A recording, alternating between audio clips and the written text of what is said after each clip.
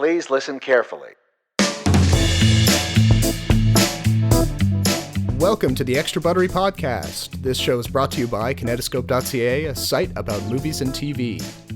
What are you going to hear on Extra Buttery? You'll hear mini reviews, arguments, discussions, maybe some trivia, and maybe some special guests.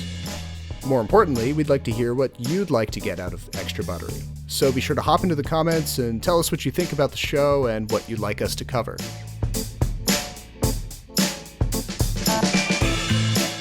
This is Robert Snow, and I'm here with my co-host Jason Chen. Hey, Jason. Hey, Rob. Well, 2016 was an interesting year. Can't help but feel that it was a bit of a letdown, though. What are you talking about? There was all sorts of great things. We had too many movies that failed to live up to expectations. Let's just run through the year and begin with January, though. What did you see? I feel like, I spent almost all of January just catching up with the really prestige films from the year before, but... It's because all those prestige films get their wide release in January. Yeah, that's something that always happens, but based on what I can see here, the first new release that I saw in 2016 was Hail Caesar. So that was pretty late. It was late January, wasn't it? Yeah, it was late January, and I didn't see it until 6th of February, which kind of speaks to, January is always that month where the studio dumps the stuff it doesn't like. And Yeah, Hail Caesar was the first 2016 movie I saw chronologically. And then Zootopia. Zootopia was one of the best movies of the year. One of the best animated movies ever, which is pretty tough category now. Yeah, would you put it in top 10 of animated movies from the past couple of decades? Oh, past couple decades? Okay, past decade. Yeah, definitely the past decade. So, top computer animated for sure. Top animated, I don't know. That's tough. Well, there's one in there. I don't know if you saw it. It was definitely popping up at least a few critics' top 10s, a lot of top 20s. Also animated, Kubo and the Two Strings. I did see it. Yeah. I liked it. I went into that movie. I knew that it was from the studio that does the Box Trolls and Coraline and stuff, so Leica Studios, but I did not expect how mature the subject matter would be. Dealing with all these, this theme of loss. It takes a lot of balls to do that in a kid's movie, and they really pulled it off. 10 Cloverfield Lane I saw, that was that was one of my favorites from the year for sure. The one thing is the ending. I wish we never saw that alien and the whole Molotov cocktail fight. It spoils the tension and the suspense. It does. I would say that, was John Goodman's character telling the truth, or was he crazy, or what was going on? So I felt like we did need an answer of some kind, but then in answering the question, the director and the writers, they went a little bit too far because the encounter goes on a lot longer than you can really believe, and she survives a lot more than you think that she could. I think once she gets in that car and drives away and you see that big alien blimp looking thing. Was it a blimp or was it It was an alien ship of some kind. It was hovering over Houston, I think it was. Oh yeah, okay. I think that was all the confirmation that you needed to know that he was right. Yeah. Because right after she gets out and then has that fight with that alien spaceship, I thought it was just much. I thought it kind of ruined the whole thing. Because I the whole time it was quite subtle. And then all of a sudden it was pretty in your face, and it divulged into an action alien sci-fi movie rather than a suspenseful thriller. Yeah, I would agree with that. Yeah. Oh, I know what we should cover though before we go too far into the year. Deadpool, because I know we were. Oh yes. We were at cross purposes with that one. I went to see it and cross purposes. I liked it in the sense of what it was doing, but I really fell prey to the hype for it because I heard about all the hype and I went to see the film and I'm like, all right, I get it. He's really funny. All the fourth wall stuff is working, but I don't believe that the movie is as revolutionary as some people were letting on. And then as a result, I wrote a review that was I trashed it a little bit. But now thinking back on it, I'm like, well, okay, maybe I was a little bit harsh because, I was reacting more to the press around the film than the film itself. I definitely didn't think it was revolutionary. I actually didn't hear all that talk about how revolutionary. Maybe just the fact that it was an R-rated comic book movie. Yeah, people were making a lot of fuss about it in the weeks leading up to it. But people forget, even maybe 15, 20 years ago, there are a lot of comic book movies that were super violent. Worse than Deadpool. Deadpool was just kind of crude. But if you go back to Judge Dredd, the original with Sylvester Stallone, it's pretty bloody and there's a bit of gore in there. So There and Spawn too. I don't know if you ever saw No, that. I know that one came The first out. live action Spawn was quite terrifying as a kid. I think people just forget about how comic book movies were like back in the day. And I thought Deadpool was just very fresh and very different from the other superhero movies. So I liked it for that reason. How did you end up feeling about Hail Caesar though? Because those two movies came out within like a few weeks of each other. I honestly didn't really like Hail Caesar. It was a brothers movie. Oh, wasn't yeah. it? Yeah. So compared to other Coen brothers movie, I thought this one was a little too subtle, not that funny. I liked the idea of being it set in Hollywood, like old Hollywood. Yeah, behind the scenes. And yeah, the behind the scenes and the cast of quirky characters was quite good, but I didn't enjoy it as much as the older Coen movies. I didn't think it was wacky enough. I don't know if that makes any sense. I would grant the fact that it didn't have that sense of like one crazy thing after another, like in Oh Brother Where Art Thou or Fargo or something like that. Yeah, I think at some point I think I was talking about how it was just basically vignettes of different characters. Yeah, there was a bit of that. And he didn't tie it all together all that well. And this goes back to my thoughts about George Clooney and how he hasn't really made a good, satisfying movie in a long time. Oh no. So I was pretty hyped about this one. I thought it would be quite good because it had a good cast. Channing Tatum is actually quite funny. But I guess my expectations were too high, or I was expecting something else and just didn't hit the right notes for me. I mean, like, for me, I am the biggest sucker for that sort of romanticization of old Hollywood. Like, yeah. I mean, part of it is because I watch a lot of classic movies. I'm in that world a lot more. I'm taking in all the references that then pop up in a movie like Hail Caesar, and then they go and they make a movie like Hail Caesar that references all that stuff. That's kind of like talking about what movie making used to be like, and also poking fun at it at the same time, and kind of. So I totally fell for that. The other thing I loved was how they were kind of poking fun at the idea that everyone today says the movies are dying and that Hollywood is only making big, splashy blockbusters and they're letting all the little guys die off. But in Hail Caesar, you actually see the industry as it was then.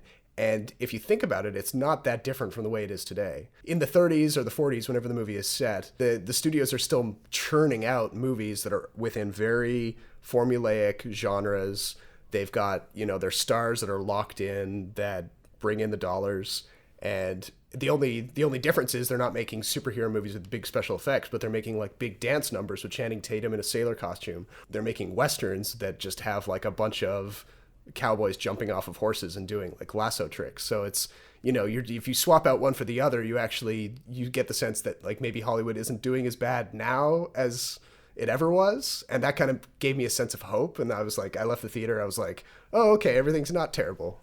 Yeah. Any institution, old institution especially, that makes a lot of money, like Hollywood, is resistant to change. So like the fact, I don't think a lot of things have changed. Like we don't even have to go that far back. Like this whole how women are underrepresented or underpaid compared to their Hollywood peers thing goes way back, right? That's like a remnant of that era too as well. But it's funny that you compare the big dance numbers and the big sing-along stuff to superhero movies, because I totally think you're onto something there. Like they're made to entertain. It's a lot of flash, a lot of bang, but I mean there is I think more endearing quality to the dance numbers and stuff, because it's about 50 people dancing around on a stage, which takes a lot of skill and effort, versus 50 people sitting behind a computer drawing CGI stuff. And not that there's not like anything wrong with that. It's just I think you can appreciate practical live performances a lot more and a lot better. I mean, yeah, that's a fair point. I mean, there's a sense of like authenticity to the genres. We had an interesting March too, because we had Divergent, the last Divergent ever. You never know. Maybe that TV show will get off the ground, and Shailene Woodley will be desperate enough to sign on. I wouldn't be surprised if they finished it on TV. I'm just surprised that it even got this far in theaters. Like, that was what, the third or fourth movie? Oh God, of the Divergent series. I want to say it's the fourth, but it may only be the third. Yeah, I don't know. It looked stupid from the beginning. It was clearly someone trying to latch onto the Hunger Games. Oh yeah, young and adult actually, fiction this year was more generally speaking, it was almost like a cooling down period for that whole dystopian YA stuff. Because I think it's kind of run its course. It's kind of like the zombie genre. It's kind of run its course, and people are kind of onto. They want something new. I feel like the superhero genre could go that way as well. It could, yeah. But they have a little more variety because there's a whole bunch of different characters and plots that they can just easily pull from. But the problem with the dystopian YA thing is that unlike the superhero genre, you always had the same basic story. It was always like a boy or girl who's like in some sort of terrible situation because of some oppressive government, and then they're like, they're made into the chosen one, and then it's a standard chosen one narrative, and they lead the rebellion and they turn it around. And in the same month we got Dawn of Justice, Batman v Superman. Oh God. Which, like, in honesty, like, having watched it I think 3 or 4 times now. 4 times? You've submitted... at least 3. I've seen it at least 3 times. Oh my God. So I could barely make it through the first viewing. Literally, if you had a camera on me in the theater, you would have seen me like physically covering my face at times. And there were other people in the theater doing it too. Like, we were literally face palming. And I know you said, you went and you did the whole Ultimate Edition or whatever it's called, and the deleted material. I'll let you. It's slightly better. I'll let you talk about it, but like I can't. That movie is just so I. At one point, I did like Zack Snyder stuff because I really appreciated The Watchmen. Sure. I think he has a very specific style, and I always appreciate that in a director, whether I like it or not. The other thing is I'm a big Batman homer, so anything with Batman, I'm just kind of like sold. But in that movie, there are enough parts in it for me to keep interested and to be entertained. But there are also a lot of parts in it where I feel like they really missed the mark, and it really drags down the movie. So the first one being Jesse Eisenberg. I didn't like his Lex Luthor interpretation. He took it in a direction that no one ever did, and it was so completely out of character, out of a Lex Luthor character. And then the other thing is, oh man, that Martha scene. I watched it. I found it on YouTube. That was tough to watch. Because it's silly enough in and of itself, in the sense that that nobody's ever made a big deal about the fact that both of the characters' mothers are named Martha before. Like, whatever. That's not what pissed me off. It was that, they'd gone through like the full half-hour fight, and literally the only thing that can make them team up against the villain is that.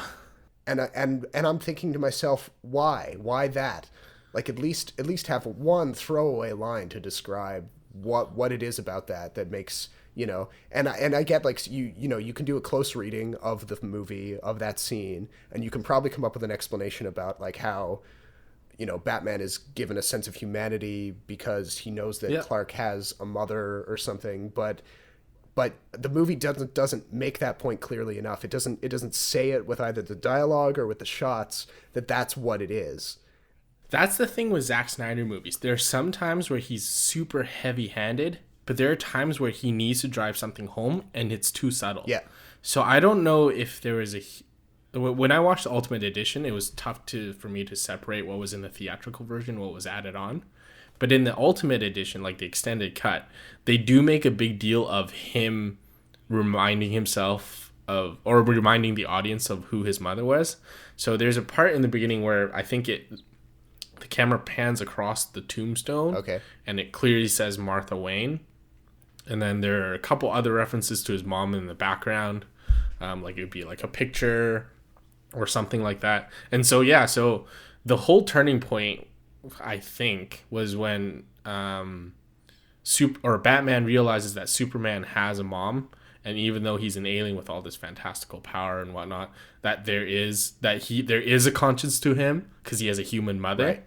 And so at that point, because up to that point, it's implied that Batman had kind of gone out of control and he was like killing thugs, right? Which he never does. And so at that point, that was supposed to be a turning point where he reverts to the old Batman, where he realizes that there's still good in people, that he shouldn't kill people, that he should give Superman a chance because he's all about giving people hope, even though he's the Dark Knight. Right. But it's just that right afterwards, he goes to the warehouse and he like straight up kills people. Yeah, so there's so many inconsistencies. It's just... Yeah, I think Snyder's very good at doing those big battle scenes. But when it comes time to end it, I don't think he quite knows how to end it. And then we had Civil War, which, I don't know, I thought it was okay. I mean, it's fun to see them like jump around the screen, seeing things blow up, but too many characters I don't care about. It's characters that are just really terribly done. The whole thing hangs on whether or not you believe that Captain America and Iron Man could actually get into that argument and take it to the conclusion that they take it. I can see it. It's not a very compelling argument to me because clearly that in the end, both sides are going to team up again. Yeah, like there's no intrigue, suspense, or there's no stakes. You know that these characters have certain predestined outcomes, and that was the same problem with Age of Ultron too. It's just this one I think overall just had a little bit more going for us. So like Batman vs Superman, like I agree the whole movie is flawed and there's too much stuff that's going on, but there are enough parts in it that I genuinely liked and appreciated. Again, I like the X-Men, so I'm pretty biased, but it was just too much of the same for me again in Apocalypse. And by the time you get to a third movie in a trilogy, that's kind of the trap you fall into. And they were like, they were hard pressed to come up with a climax that's worthy of a character with like the kind of power as Apocalypse. So they just go all out and they have him like wipe entire cities off the map. Yeah, and that whole thing is the same thing in Independence Day Resurgence. Like, you can't use those city destruction scenes anymore and get the same kind of value out of them. People are just like, oh, cool, yeah, I already know that computers can make those kind of images, whatever.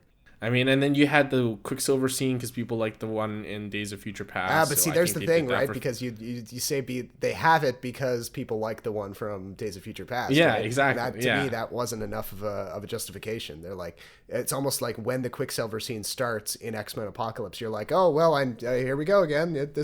I'm supposed to like. Same with Hugh Jackman. Yeah, it's like I'm supposed to when like he this. appears. When Hugh Jackman appears, it's the same thing too. You kind of expected it, but by the time that novelty and that is diminished because you've seen it so many times or you've seen it before. That's the fan service problem, right? It's like a movie watching addiction where you can never really get the high back from the first time. So they took a risk doing that Quicksilver scene in Days of Future Past. It paid off beautifully. And the third one, as usual, it kind of falls apart because they didn't take any more new risks. And then May 13th, we get to your Money Monster. Ah, yes, that's true. Money Monster. So, I mean, I don't want to hate on it. Yeah, you do. I do want to hate on it. I really did not enjoy it. Listen up, George Clooney. Part of it, I think, is Jodie Foster because it's her first feature that she's directed. She directed a few good episodes of House of Cards, so it's not like she doesn't know what she's doing. But I think she was paired with a script that... It's not that the script itself is bad, but it's that... the morals in it I really objected to. Like, it essentially makes the claim that justifies what the terrorist guy does because everyone's still cut up about the financial crisis in 2008 and like banks are still evil and like let's let this guy execute somebody on live television because that's the right response to financial skullduggery. Like, I don't know. Those two concepts didn't jive for me, and the movie rests everything on them. Yeah, mostly because this whole like backlash against the rich thing, and because it's Jodie Foster, I thought it was better illustrated in Inside Man. Do you remember that movie? Oh yeah, that one was really good, and Jodie Foster was in that. Jodie Foster's in it, and it had the same thing where it was one guy making a point about embarrassing and stealing from this super rich guy who got his money from less than honest means, right? Like, I think the guy was a Nazi sympathizer or a Nazi or something like that. So I thought something like that, I think, had the similar themes and delivered it much better. I didn't see Money Monster, but I feel like it was just far too preachy. Yeah, it was very preachy. It also wasn't helped by the fact that they they kind of get you to go see it because George Clooney is doing a impression of Jim Cramer in the beginning. And they ran out of material there. Like, if anybody has seen Jim Cramer's show, they know that he's this over-the-top personality. He's got all these gags and things and whatever. But, like, we get like one scene of George Clooney doing that, and then that's almost the entire contribution he has to the film. The rest of the time, he just spends being a hostage and reasoning with the terrorist guy. And I'm like, this is not why I see a George Clooney film. I see a George Clooney film so that he can be, the 21st century Cary Grant. Yeah, I think he's really moved quite a bit away from being the next Cary Grant because he's had so many misfires. Now, did The Nice Guys come out in May? Yep, came out the 15th, so not too long after. This one I really liked. I thought it was okay at the beginning, but I kind of liked. You warmed up to it? Yeah, I really did.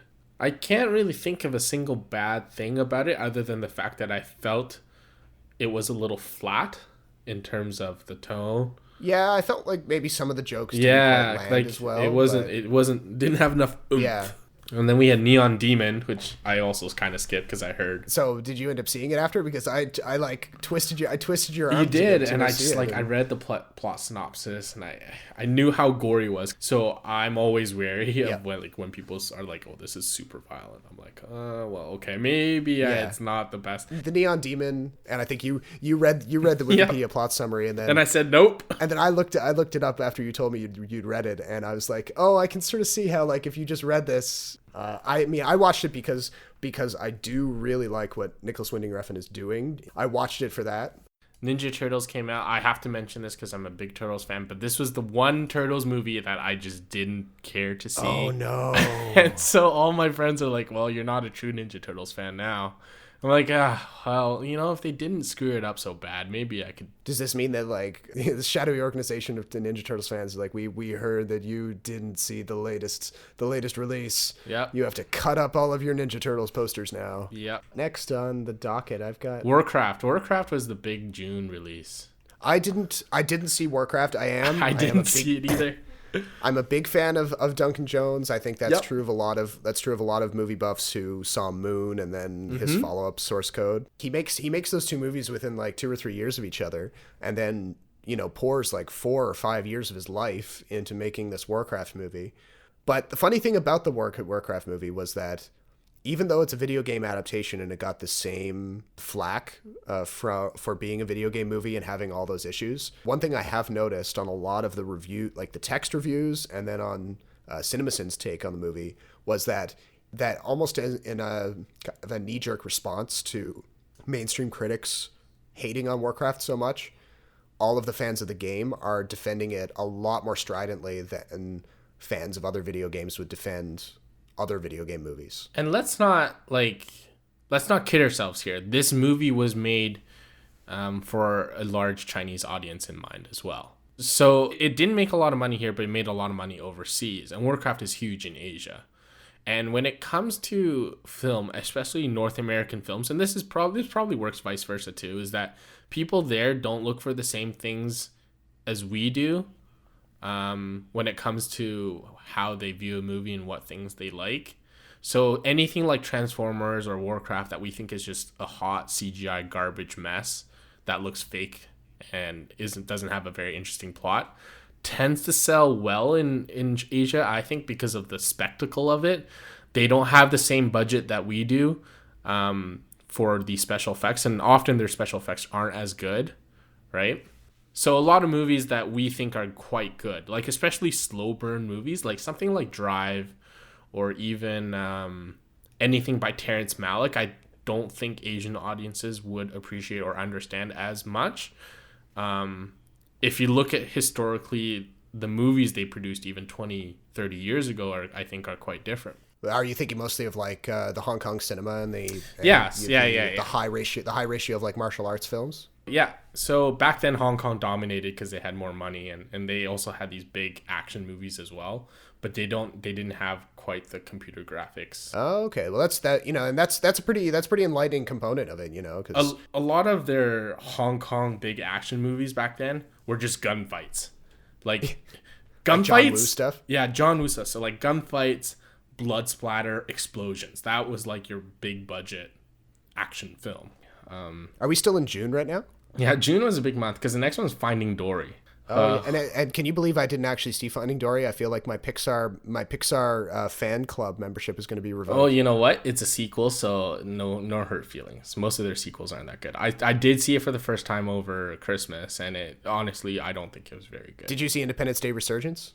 No, I did not. Although even though I'm a big fan of the original Independence Day, I actually own it. Okay, because I've got a story about Independence Day Resurgence. Okay, go ahead. So I was in London, England in the summer, and I go down to Soho where they have a pretty tight concentration of movie theaters, and I'm like, oh, okay, what am I going to see? And it's Independence Day Resurgence, and I know from the trailer, I had a pretty good feel that Independence Day Resurgence was going to be kind of terrible. Right. But I'm committed now. Like I'm gonna go see something, and it's the only thing with showtimes that actually makes sense. So I go in, and of course the pound being at the exchange rate it is means that I essentially end up paying like $40 Canadian to see this movie. Oh my god! And it was an IMAX too. Like the screen. £40 or $40? $40. That's essentially what it was, because it was an IMAX ticket, and then there's the conversion rate on the dollar. So, I spend this ridiculous amount of money, and I see this movie. And granted, the IMAX screen that they projected it on was gigantic. It was probably bigger than the biggest ones we have here in Canada. So there was kind of like a visceral experience there. But the film that was being projected on it was abjectly terrible. Like it has like these fan service moments that don't even properly translate anymore because it's been so long since the last one came out. The effects are fine, but all of the world destruction scenes are just completely deadening. Like you just do not care. And then it has an ending that is probably one of the worst examples from 2016 of that episodic approach to movie making, where they're like, oh no, well, we know we're going to have a sequel, so literally we're just going to cut to black and not even bother to like come up with a way to end this in a way that makes sense. They're just like, boom, direct call out to number 3. Like let's get this. Will there be a number 3? Thing going. Will there be a number 3? I mean, how much did it make? I feel like the foreign box office was going to save it on that. I don't know if it did that well. Independence Day Resurgence was made on a production budget of roughly $165 million, and it made twice its budget, so that's promising. It only made $100 million domestically, and it made $290. We'll say. So they probably broke even because they probably spent $100 million on marketing as well. Yeah, so it's a toss up. I mean, the studio could decide to greenlight it, but I mean it's Fox, so Fox doesn't have a lot of franchises. No, they're desperately trying to dig up stuff. The BFG, did you see that one? I didn't. I feel like you're not a Spielberg fan anymore. Yeah, I feel like I'm losing membership cards left, right, and center here. Did you see it? Like I said, like Steven Spielberg has this like tendency to do really family focused films that generally have good endings, and that's just not the person I am. Like every time I see like I reject this reality. Exactly. Every time I see like a super happy ending, I'm like, no, come on. Secret Life of Pets I actually thought that was a pretty funny. Yeah, that was one of the ones you were hyped for. Because it's just like, it's cute animals doing stupid stuff. Like how, like it can't not be funny. So it was funny, and Jenny Slate was good as usual. She's a really good voice actor. There's Star Trek Beyond, which I really enjoyed. I went in there like hoping that I would enjoy it more than Into Darkness, and I did. I think the Beastie Boys scene, I still like. That's still one of the high water marks for the reimagining of Star Trek. I think like the way they built the song into the scene and all that, it just worked. It just came together. I'm like, yes. And they also came full circle, right, with that song. Yeah. So I definitely think it's better than Into Darkness. I think Into Darkness ended up being probably the weakest of the 3. How about Jason Bourne? Oh yeah, this is coming for sure. All right. I mean, I feel like I was big fan.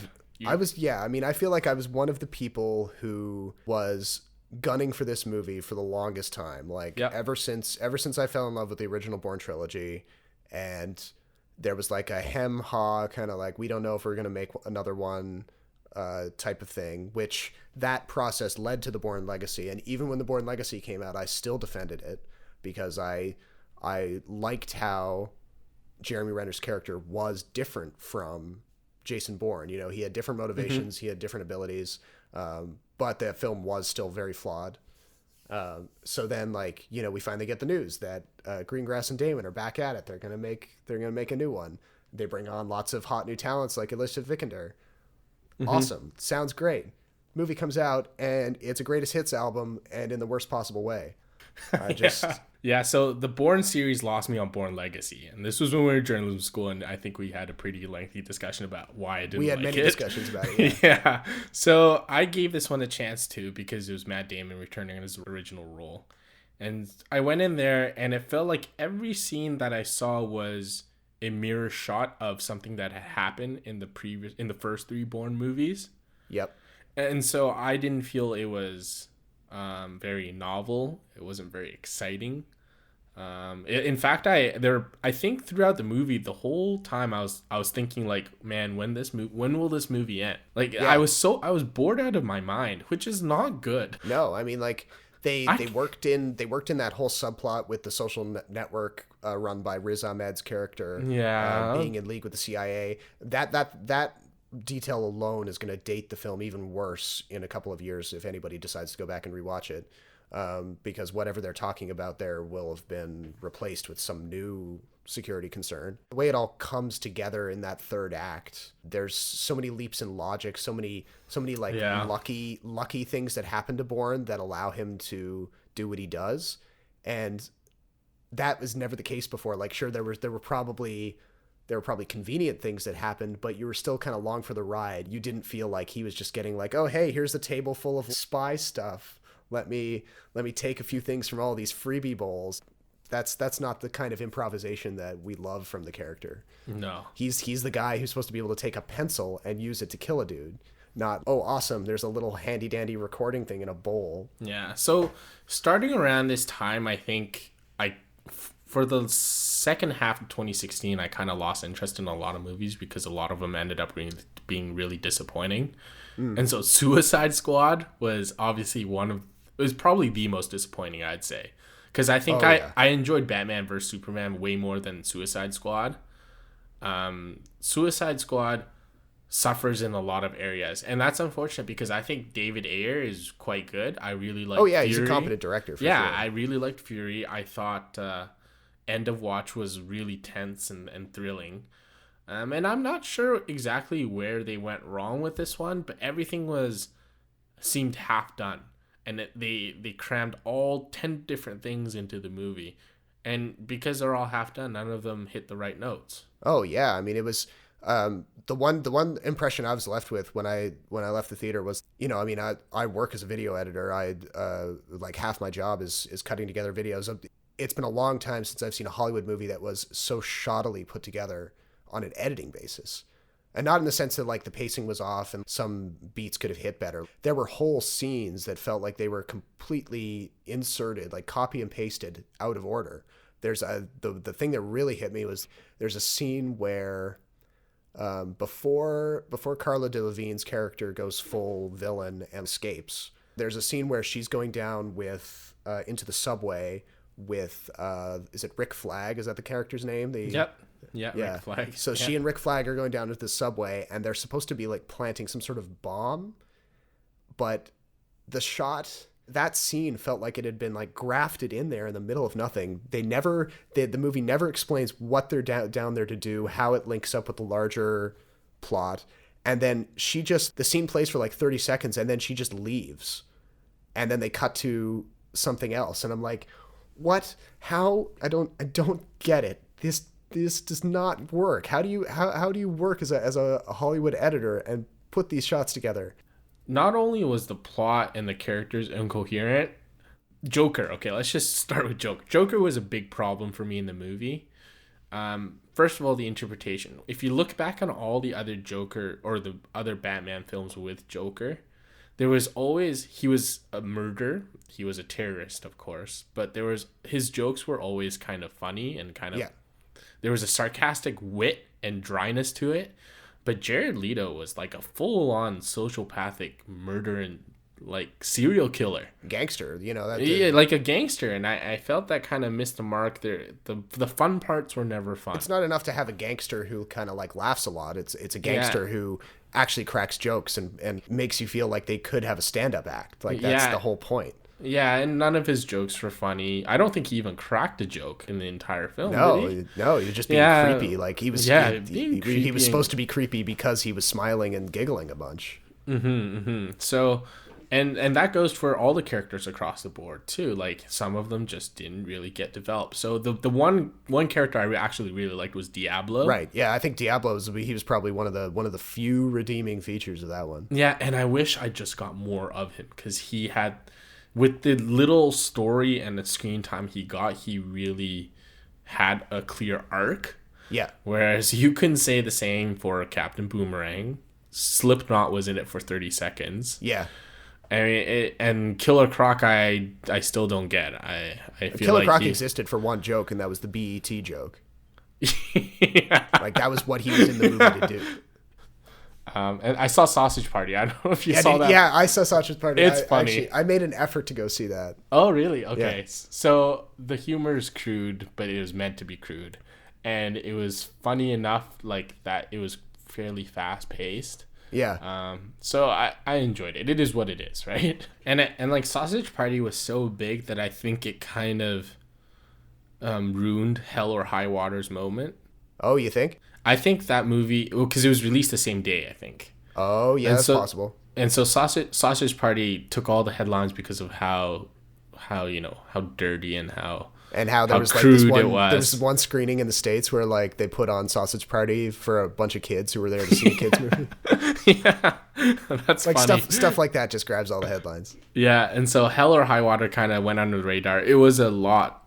It was kind of under the radar production. It was Jeff Bridges and Chris Pine. Yeah, I went to see it. I was I love Westerns anyways. I love really well-made Westerns. And, it's often, Westerns are often held up as an example of one of those genres that should really come back. And, they died a deserving death in the 60s when everyone was making them the exact same way. But did you like 3:10 to Yuma, though? The newer one? Yeah, but that's what I mean. Like that was, you get maybe one a year, whereas you used to get like 15 a year back in the 60s. Yeah, see, this is also the part where I ask you to watch The Assassination of Jesse James. No, I did. I watched it. Oh, you did? Oh, you did? Yeah, and I loved it. Yeah, and then, okay. Yeah, that's one of You can't hold that over me anymore. I own that on Blu-ray now. That's true. All right.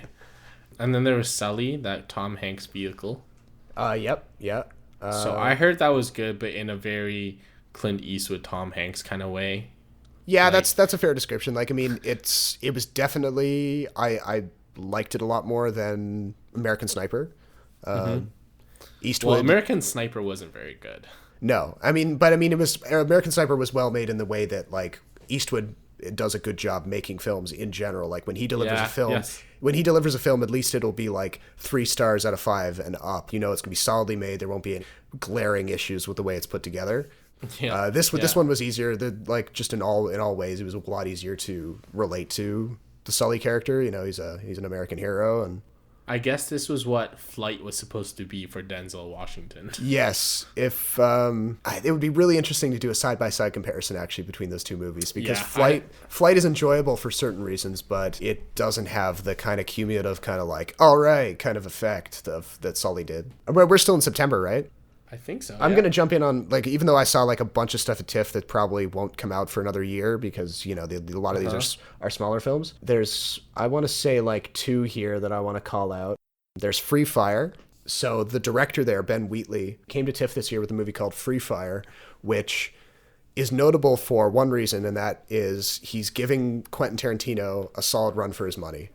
Really? Yeah, because with Hateful Eight presents you with a basic concept of people that are terrible being locked up in a central spot, not being allowed to leave, and then the natural cycle of violence plays out and everyone blows each other's brains out.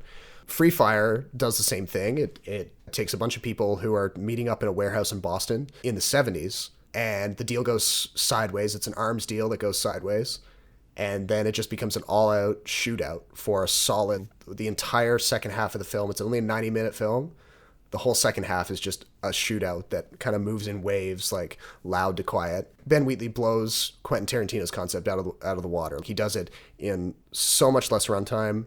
The violence is kept more in check. He doesn't go crazy with it for the sake of it. And the dialogue is really sharp. Mm-hmm. So keep your eye out for that one if it gets theatrical release in the near future. I think at some point I'm gonna watch this because it has Charlton Copley. Yep. Armie Hammer and Armie Hammer does Larson. a great job, by the way. I know you keep an eye on his career. I do. I'm glad you remembered. I'm a big Armie Hammer fan. Because I thought Man from U.N.C.L.E. was kind of one of the more underrated movies of whatever it was, 2015, I think. And Brie Larson's always good. So yeah, this kind of stuff interests me because I like films that kind of get to the point pretty fast. Yeah, that's definitely like this. Yeah, so that was probably the highlight of my festival experience this year. But I will talk about one that I think was probably had the most potential but didn't really deliver on it was The Bad Batch. This is the film by the director of A Girl Walks Home Alone at Night, which admittedly I haven't seen, but it made a huge splash at Sundance in I think 2014 because it was a black and white vampire movie about a female vampire wearing like a headscarf. And it was entirely done by this debut director. Mm-hmm. And she just burst onto the scene. She made a real statement in being a young female director working in a genre and kind of just blowing everyone away.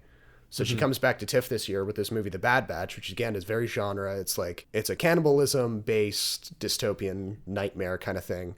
Why are we having so many cannibal movies lately? I don't know. It was a bit of a minor trend this year. There was like 3 or 4 of them. So she packs this movie with a great cast. You know, she does that thing that a lot of indie filmmakers do where they make a name for themselves with their debut film, and then that allows them to attract a really great cast for their second one. Mm-hmm. She brings in Keanu Reeves and the guy who plays Jim Carrey, but Jim Carrey doesn't speak in the entire film. And that's a hint as to why The Bad Batch doesn't work out, because she assembles all these ideas, but then I'm not exactly sure what she's trying to do with them. Uh-huh. You can tell that she has some kind of bold visual ideas. She's doing things with music, and a big thing with this film is the use of silence.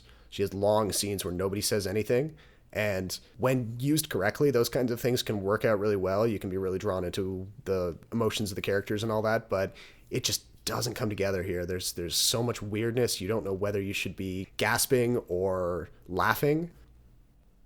We're into October now, right? Yeah. Girl on the Train I didn't see, but I heard not so good things about, and it would have been really tough to live up to Gone Girl anyway. Yeah, right? Well, they didn't help themselves by actually putting quotes from Gillian Flynn, who wrote Gone Girl, on some of the marketing. And I can't remember if they put quotes from her on the marketing for the book or from also the movie, but any time you connect up like a David Fincher film to a lesser film, you're going to be in trouble. And then now we get to The Accountant. The Accountant I enjoy. I mean, yeah, I like the performers in it. Anna Kendrick is pretty solid, even though she's playing a fairly similar type of character that she's played in other movies. 10 other movies? Yeah. There were 2 like heavy dramas I missed that I was pretty intrigued with. One was Moonlight, which is still going on. Yep. I recommend that one. Because Mahershala Ali, like the guy who plays the villain in the Luke Cage series. Yep. Yeah, he's having a big year. He's breaking out big time. And then the other one was American Pastoral, which had a very, very limited release, I'm sure. Yeah, it's based on a Philip Roth novel, I think. Yes, yeah. So that was Ewan McGregor's.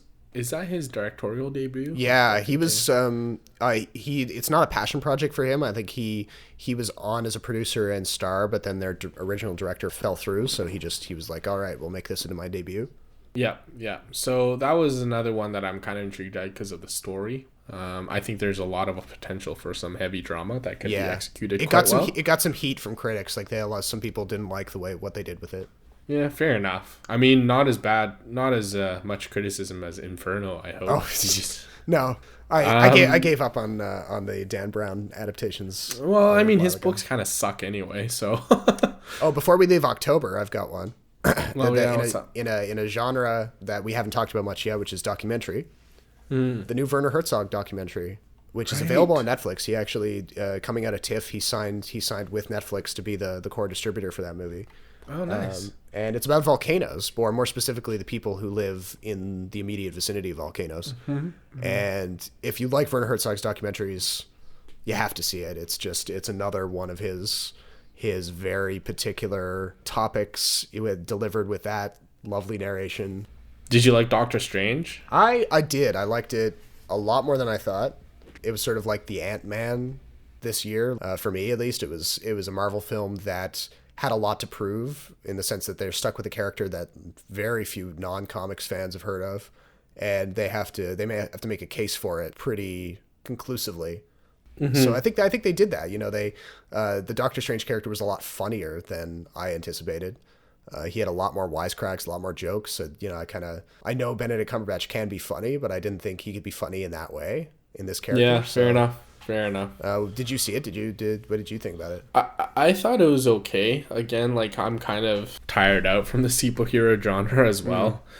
I don't think it's in my top 5 Marvel films that I like, but it's not a bad one. And all these Marvel films now, they are all built up in, like, building up to the Thanos Infinity War movie.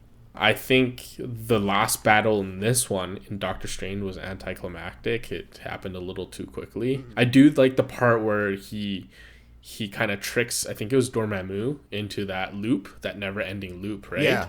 That part was quite clever, but the whole, like, Inception-style battle and the whole turning back time kind of thing. Yeah, that was almost like a red It kind of herring. lost me there. Yeah. It kind of lost me there. So, and other than that, I think it was okay. I mean, not the best, not good, but not great, like I always say. Hacksaw Ridge I missed. I heard it was quite good. And same with Arrival. Arrival is another one where, like, I went to the theater twice, and both times multiple showings were sold out. You gotta get into the email bookings beforehand. That's the only way to that's the same thing in Toronto. Like, if it's a big film that's got a lot of buzz behind it, it's very hard to just show up and buy tickets. I figured me going to the movies alone by myself would be easy to buy a ticket, because I don't really care where I sit. Yeah. But there's no seats left. Well, I mean, yeah, and deservedly so, because I saw Arrival, I think not opening weekend, but maybe the weekend after, and it's top 5 of the year for me. Is this the year Amy Adams wins her first Oscar? Ooh. She has a very strong case, because she has a strong case. She's done so well for so long, and it's kind of, we're in like a Leonardo DiCaprio situation where, like, if we don't give it to her now, we may never give it to her. Yeah, which is a dangerous trap to fall into. I think you've got a point there. Yeah. Again, like, the Best Actress category this year is so strong that if Amy Adams loses, I think there is a good argument to be said that she may not deserve to win. It is that Leonardo DiCaprio thing where, having just seen La La Land, I know that Emma Stone could take it, but as we've seen, the Academy does have a sort of a built-in kind of, they almost keep track of when stars finally need to get that kind of validation, and they allow it to happen. It doesn't always make sense when it happens, but it eventually does for certain actors. Yeah, it never makes sense when they do makeup awards.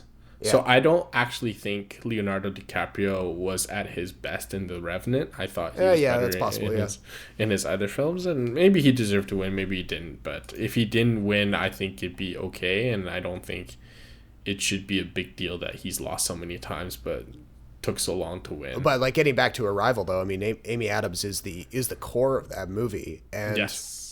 And Denis Villeneuve, I've said to a lot of people when talking about the film, it's like, it takes a lot of balls to make a movie that on the surface is about aliens, but is more about the character that Amy Adams plays, the central human character, and how she solves the crisis at the center of the film, not through some sort of, like, finding a weakness in the aliens, that's not even what the movie's about. It's about discovering who these aliens are and what they're there to do. And the solution is super satisfying, and it doesn't involve any of the usual, let's kick these space bugs off our planet kind of stuff. It's about something totally different. So when they first marketed this movie, when I first saw the marketing for this movie, they made it look like an alien invasion movie. Yeah. And having read this short story that it's based all off of, I was kind of annoyed, because I thought they totally missed the point. But, I mean, the heart of the story is a mother-daughter drama. Yeah. It does go into the sci-fi realm, but it's still very focused on the relationship between its characters. And so I'm glad that they stuck to the source material, and it wasn't this woman racing against time to stop this impending invasion, because we've had too many of those. Fantastic Beasts, missed it, but you saw it. I did, yep. I liked it. I mean, I feel like I didn't go in with high expectations. I didn't go in with low expectations. I mean, I read all the Harry Potter books. I saw all the films. It's kind of hard to tell just yet where they're going with it, because they don't make a really strong case for why Newt Scamander, played by Eddie Redmayne, is the main character of that film. If what they're eventually going to do is make it into more of a series about young Dumbledore, which is apparently the way they're going with it. Have they cast young Dumbledore? I don't think I think there'll be a lot of noise when they do, because there'll be a lot of fighting over whether it's appropriate or not. Yeah. But spoiler alert, the person that he's going up against will be Johnny Depp. Yeah. So that's a problem, because we're going to get from Johnny Depp what we always get from him. Captain Jack Sparrow? Well, not Captain Jack Sparrow, but just like Johnny Depp completely immersing himself in a role, and not in a method way, but in a way where he like buries himself under prosthetics and makeup and does a very kind of thing. And, exactly like that. And for the listeners at home, I essentially just did a really shoddy Jack Sparrow impression. So bug-eyed and drugged out on something. Just, which, I mean, to be fair, it's not like he does that when they have the reveal of him in the movie, but it's that Johnny Depp thing. If you've seen him in like 4 or 5 movies, you know what to expect. It's that kind of like pale-faced, googly thing. And if he comes at this character with that thing again, I think it could really bring the series down, because for a nascent series that has so much material to draw on and so much new ground to cover, almost in the way that Rogue One did, where it fills in all this stuff that we didn't even know was possible to fill in, for the villain to be kind of boxed in by a Johnny Depp performance could be a bit of an issue. Yeah, Manchester by the Sea was another one that kind of lives and dies by its cast and its performances. Yep. From what I read, the plot itself isn't novel, and it isn't one of those that really make you think, but it definitely makes you feel a lot of stuff. Yeah, yeah. So, and Casey Affleck, I think, is a brilliant actor, way better than Ben Affleck. He's very, very talented, and same with Michelle Williams. So. And I like Kyle Chandler. Kyle Chandler always plays like the all-American kind of dad in these films, and he does a good job. Moana's one of those. Moana's like Brave, or Frozen, one of those Disney princess movies that never really resonated with me. That's all right. I mean, I saw it. I did really enjoy it. I enjoyed it a lot more than either Brave or Frozen. Its songs were pretty catchy, but not annoyingly catchy like some of the other stuff.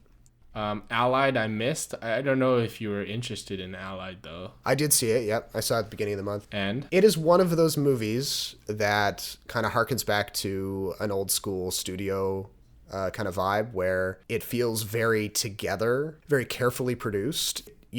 I definitely enjoyed how pretty and, well considered all that stuff was. Brad Pitt's performance was, I would say it's not necessarily one of his best, but he does some interesting stuff there, some stuff that he hasn't always done with some of his other characters. He doesn't always hit the right notes as a dramatic leading man. Mm-hmm. So even going as far back as I think 15, 20 years ago, when he was like the Hollywood it guy, when he did Meet Joe Black and he did 7 Years in Tibet. Yeah. Like, he was solid. He was quite good, but he was always much better in like Burn After Reading or Fight Club or something like that. The stuff that helped him become a star, yeah. Mm-hmm. He's actually got quite a bit of range, and I just don't think because he's good looking, it makes him a good dramatic lead in a romantic movie. Well, I think he tries hard to show off his range here for sure.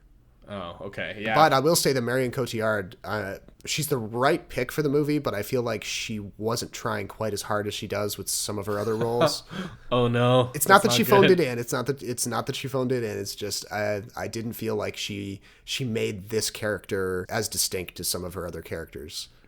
Well, there's always Lizzie Kaplan. She was kind of cut out of it a lot. I think I remember seeing. No. Yeah, I remember seeing a lot more behind the scenes stills of her in scenes that she is not in the final cut. And how dare they? Her character is sidelined a little bit. Yeah, I think that was done in the edit. So I'm not sure what happened there, but.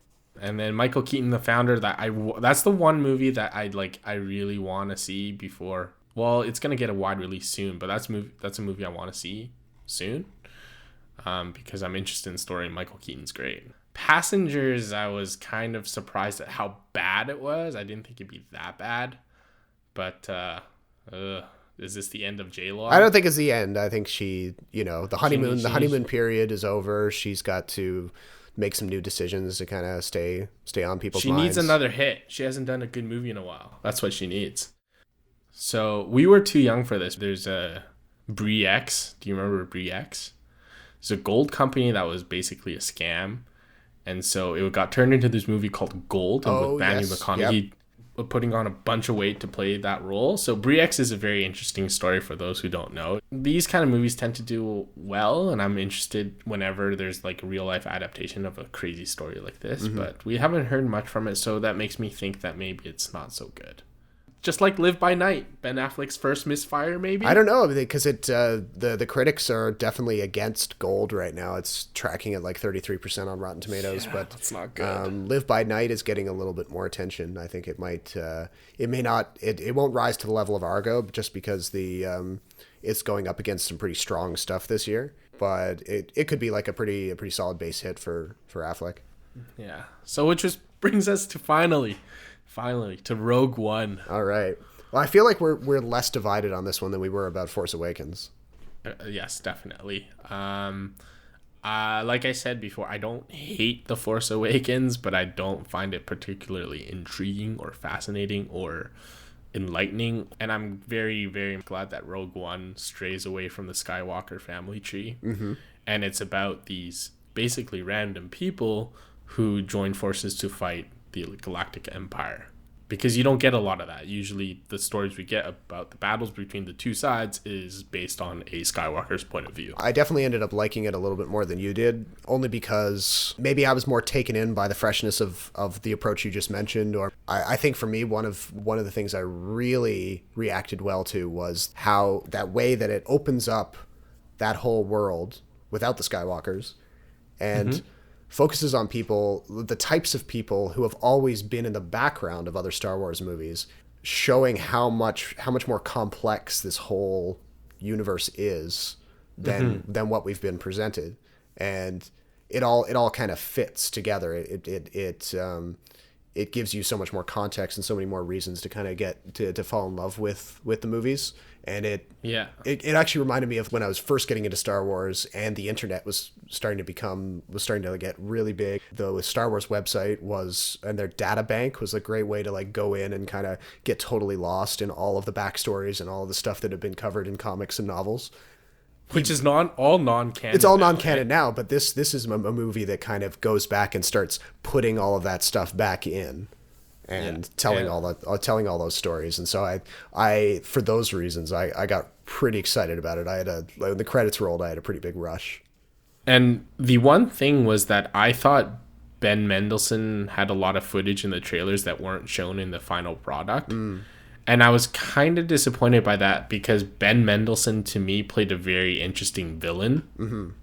How he got usurped by the end, spoiler alert, by General Tarkin. Yep. So what General Tarkin did, basically by taking credit for all the things that Death Star does, it makes you read A New Hope a little differently. Yeah. Because then you realize that, okay, well, this guy was never sold on the Death Star in the first place, but he's just using Mendelsohn's project as a way to boost his own credibility. Yeah. And it's funny that either Darth Vader just chooses to ignore this fact or just doesn't know it happened. Yeah. Because there's no mention of Krennic whatsoever in any of 4, 5, 6. No, right? But there's an empty chair in the Death Star scene. Did you catch that? There is. Yeah, I did catch that. But it's just funny. I think Ben Mendelsohn played a character that And his relationship with Tarkin too showed that maybe not everyone, even on the Empire side, agreed with a certain strategy. Yes, yeah. Or a certain method. So that was nice to see that there are all sorts of different conflicts. Because The Force Awakens was pretty clear about black and white about who was a good guy and who was a bad guy. It's got that classic good versus evil thing, but then you know, it is. I think that's one of Rogue One's and probably the other anthology movies when they get made to kind of to put that gradient back in to the universe a little bit and show that there's more to get interested in Star Wars than just Sith and Jedi. And Disney never does this, and they probably never will, but I'd like to see the version that Gareth Edwards shot without all the reshoots, because it was clear that there was some footage in the trailers, or a lot of footage from the trailers, that never made it into the final product. Yeah. And I feel like the entire ending was quite different from what they had originally. Oh yeah, big time. I think Ben Mendelsohn actually did an interview about a week ago where he said that there are so many different versions of the movie on the cutting room floor. There could be like 4 or 5 different movies that would have come out of what he shot. Yeah, and so that makes me really curious about why it was cut out, and also very curious about why it went in so many different directions. Yeah, and the way they ended with Leia caught me a little off guard. One, because of how poor Leia was rendered, young Leia. Yeah, it wasn't nearly as successful as the Tarkin one. Yeah, and second, I think the last line she says was very cliched and kind of... Yeah, it's about hope or something. About hope, something about that, a little shoehorned. I wouldn't say I subtracted a lot of points for that stuff. It was unfortunate that they kind of went... a lot of fan service. Yeah. Well, the whole Tarkin thing, I mean, I wasn't off-put by how they did that, but I was also kind of like, he was in it too much or something. Like you were given too many scenes to stare at that effect and kind of figure out whether it was good enough. But I still liked it. I liked it better than The Force Awakens, and I'm probably going to see it a couple more times before it ends its theatrical run. Oh, you didn't even talk about La La Land, but you liked it. I liked it. I liked it a lot. Having only just seen it today, I'm one of these people who likes to kind of cogitate on stuff before I put together my final kind of reaction. That's a good thing, but I will say that La La Land is just beautifully put together. It knows what it is. It's one of those movies that's just kind of like, you know, it's not trying to be multiple things. You can you hear the voice of like the writer and the director through the whole thing.